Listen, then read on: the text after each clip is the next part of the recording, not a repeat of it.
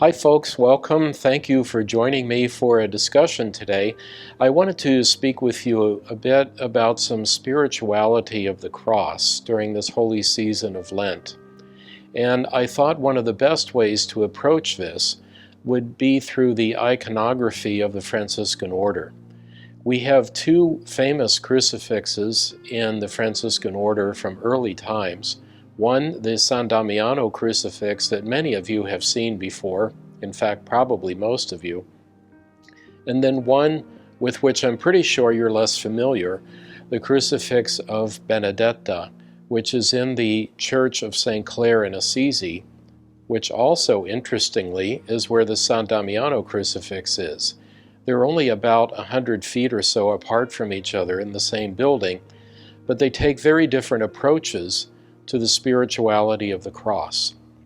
Now, in the San Damiano crucifix, you're familiar with the figure of Christ, which does not give any hint of suffering whatever. In fact, Christ is more triumphant here. He is in fact nailed to the cross. You can see little bits of blood painted coming from the wounds, but he doesn't appear to be suffering, and he appears to be more standing there or suspended in the air than he is held by any nails. He is not wearing any sign of suffering on his face or even on his body, other than the one little slit that is painted representing the stab into his side from the spear. He doesn't seem to suffer. In fact, he is triumphing from the cross. He is destroying the power of death and freeing us all from the power of death. And in the top of that crucifix, we see an image of the ascension of Christ, where he is rather vigorously going forward, kind of like this, and he's holding a cross, and it's like he's ready to zoom up into the atmosphere, up into the heavens, where we see a half circle with the hand of God the Father, rather like this, doing a blessing, coming from out of the universal power of God.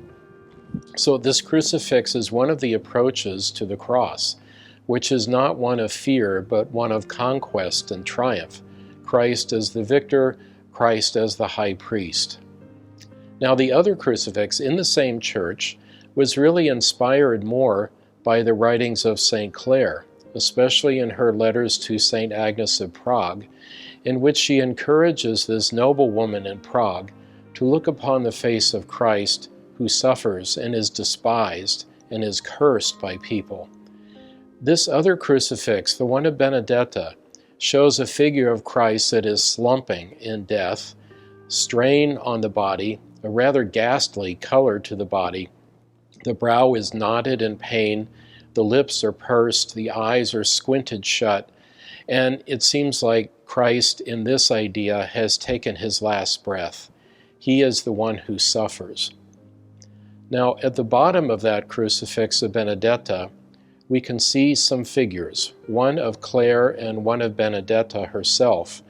These were painted originally around 1260, but unfortunately they have been heavily repainted over the centuries to the point where we really don't know what the original looked like anymore. The figure of Francis in the center kissing the feet of Christ, from which blood flows copiously, reminds us that we are called to remember that the wounds of Christ are very much alive in the people of the world who suffer. Clare, as a noble woman, and I believe to some extent too Benedetta, had a strong connection with people who were less fortunate. It's remarkable for Clare to have learned that as a child, but she did. And throughout her life, she never forgot the suffering of the poor. So I would encourage you, as you compare these two crucifixes, to think about them as two sides of the same cross, in a way. The one, the cross of San Damiano, representing the fact that Christ conquers death. He destroys the power of evil. He is ascending into heaven. And the one of the crucifix of Benedetta, Christ still suffers in the poor of this world. We can think of the poor in so many ways. We can think of immigrants who are desperately trying to find a better life. We can think of the ecosystems of the world, which are struggling to survive the onslaught of the way we have mechanized the world. We can think of our neighbors here in the Phoenix area or other cities, people that are living in cardboard and in tents, no home whatever.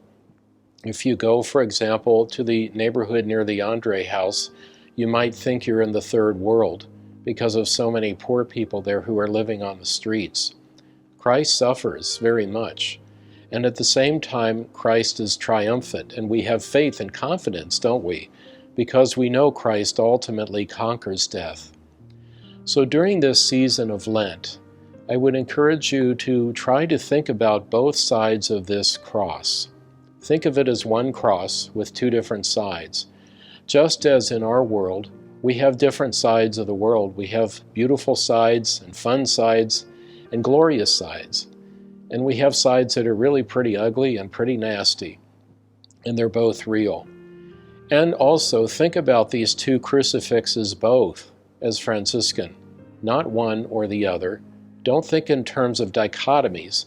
Think in terms of both and. They're both real. They both represent something about the spirituality of the cross that you and I should understand and appreciate during this Lenten season. We ask for the grace of Christ at this time to help us follow Him wherever it may lead. And it can lead to suffering and pain. It can lead to glory and beauty. And we ask God for the grace to follow the Lord faithfully during this season to the glory of Easter. Thanks for being with me today, and hope to see you again.